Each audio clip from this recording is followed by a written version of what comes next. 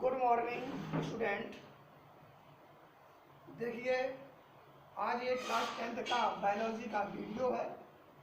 13 अगस्त का ये वीडियो है और पिछले वीडियो के उसी क्रम में आज हम अग्रसर हैं, आगे हैं।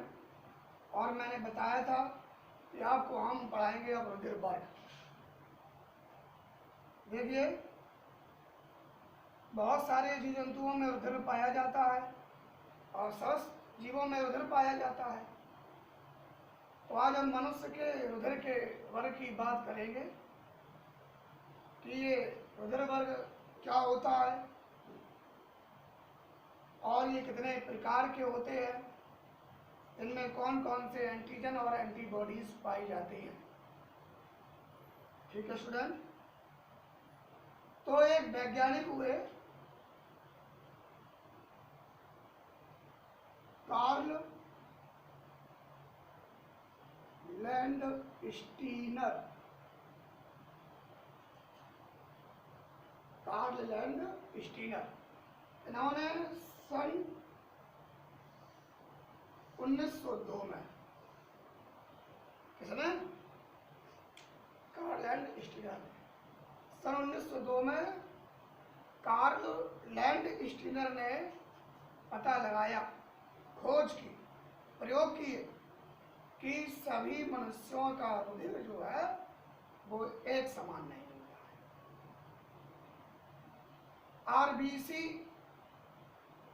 अर्थात रेड ब्लड कार्पल्स अर्थात लाल रुधिर कणिकाएं की सतह पर तथा प्लाज्मा में, भाई हमारे ब्लड में हमारा जो ब्लड का रंग जो होता है वो आरबीसी के कारण होता है और उसके साथ साथ उसमें क्या पाया जाता है?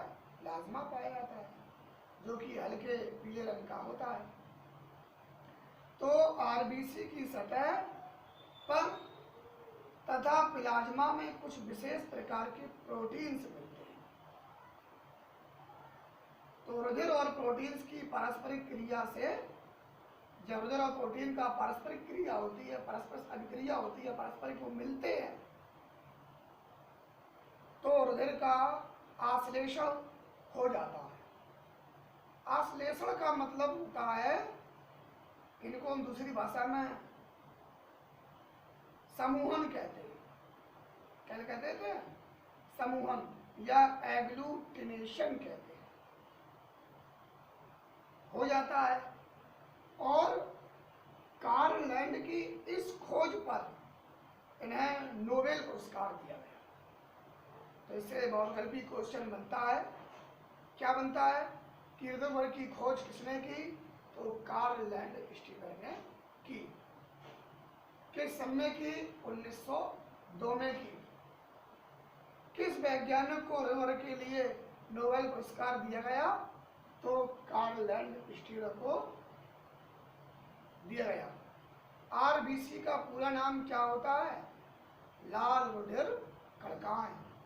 और डब्ल्यूबीसी का पूरा नाम होता है श्वेत रुधिर कणिकाएं।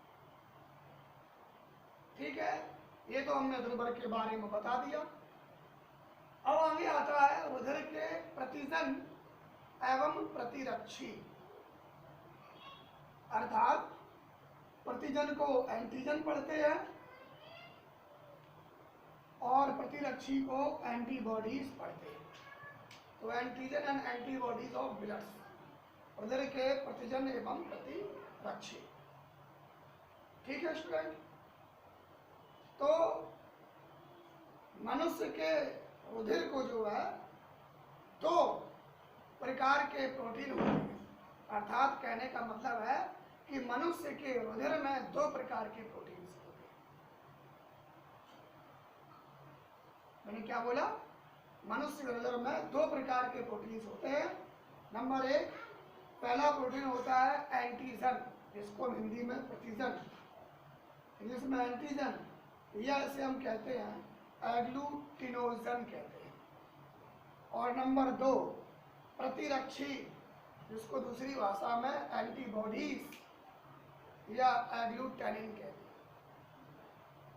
इन दोनों का एक दूसरे के प्रति बहुत ही महत्वपूर्ण कार्य है। यदि इन दोनों में से किसी एक की भी अनुपस्थिति होती है तो उस ब्लड का जमना बहुत ही कठिन होता है। बात करते हैं सबसे पहले प्रतिजन अर्थात एंटीजन की हम बात करते हैं। तो एंटीजन एक विशेष प्रकार का ग्लाइकोप्रोटीन्स है। तो यहां से एक क्वेश्चन बनता है कि एंटीजन निम्न में से है, तो एंटीजन क्या है? एंटीजन एक विशेष प्रकार का ग्लाइकोप्रोटीन्स है।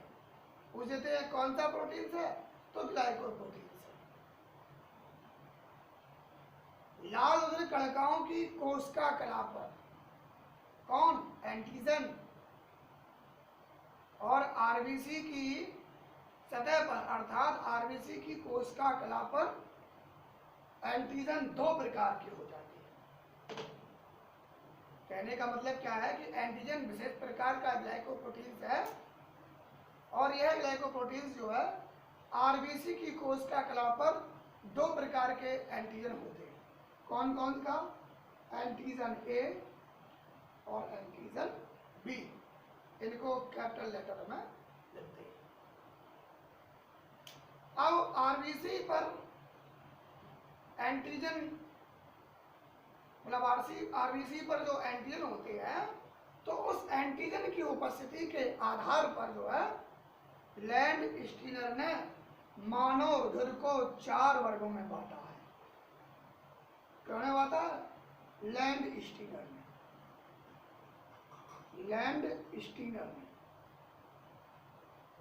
स्टीनर ने रुधिर वर्ग को 4 वर्गों में बांटा।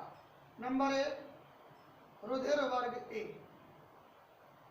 वे मनुष्य जिनमें एंटीजन ए होता है तो उनका रुधिर वर्ग क्या होगा? ए हो जाएगा। और वे मनुष्य जिनका एंटीजन बी होता है उनका रुधिर वर्ग बी होता है। और वे मनुष्य जिनमें एंटीजन ए और बी दोनों पाए जाते हैं तो उनका रुधिर वर्ग क्या होता है? ए बी होता है। और वे मनुष्य जिनमें रुधिर वर्ग अर्थात जिनमें एंटीजन होता ही नहीं है, ना तो उनमें ए होता है ना ही उनमें बी होता है, तो उनका रुधिर वर्ग ओ होता है। तो इन रुधिर वर्गों में मैंने बता दिया, ए एंटीजन वाले का रुधिर वर्ग ए, बी एंटीजन वाले का रुधिर वर्ग बी, ए बी एंटीजन वाले का रुधिर वर्ग ए बी, इसमें कोई प्रकार का एंटीजन नहीं है, वो रुधिर वर्ग ओ है। इससे एक क्वेश्चन और बनता है कि इन रुधिर वर्गों में से कौन सा रुधिर वर्ग सर्वदाता है और कौन सा रुधिर वर्ग सर्वग्राही। तो रुधिर वर्ग ए बी जो होता है, रुधिर वर्ग ए बी जो होता है वो सर्वग्राही होता है। कैसा होता है? सर्वग्राही। सर्वग्राही का मतलब है यदि कोई मनुष्य का रुधिर वर्ग ए बी है और किसी कारणवश या एक्सीडेंटल या किसी कमजोरी के कारण उसे ब्लड की आवश्यकता पड़ती है तो उसे रुधिर वर्ग ए बी चढ़ाया जा सकता है, क्योंकि रुधिर वर्ग ए बी ऐसा होता है कि किसी भी मनुष्य को दिया जा सकता है। सबसे पहली बात तो ये होती है यदि किसी व्यक्ति का रुधिर वर्ग ए है तो उसे ए ही देना चाहिए, बी है तो उसे बी ही देना चाहिए, ए बी है तो उसे ए बी ही देना चाहिए। जब क्रिटिकल कंडीशन में ये ग्रुप नहीं मिलते हैं तो किसी भी मनुष्य को किसी भी ब्लड की कमी होती है तो ए बी ग्रुप एक ऐसा ग्रुप है जो कि सर्वग्राही ग्रुप होता है, तो किसी भी व्यक्ति को यह ए बी ग्रुप दिया जा सकता है। फिर एक रुधिर वर्ग आता है ओ, ये होता है सर्वदाता। क्या होता है? सर्वदाता। ये सभी को ग्रुप दे सकता है। यदि किसी मनुष्य का ब्लड ग्रुप रुधिर वर्ग ओ है तो वो सभी को ब्लड ग्रुप दे सकता है, परंतु वो किसी से ले नहीं सकता है। अपितु अर्थात और रुधिर वाले मनुष्य को रुधिर की कमी होती है तो उसे ब्लड वही व्यक्ति दे सकता है जिसका ब्लड ग्रुप ओ होगा। ठीक है स्टूडेंट, तो मैंने बताया एंटीजन ए और एंटीजन बी के बारे में मैंने बता दिया। अब इसके बाद इसका दूसरा प्रकार आता है प्रतिरक्षी। प्रतिरक्षी को हम कहते हैं इंग्लिश में एंटीबॉडीज, या ऐसे हम कहते हैं एग्लूटेनिन कहते हैं।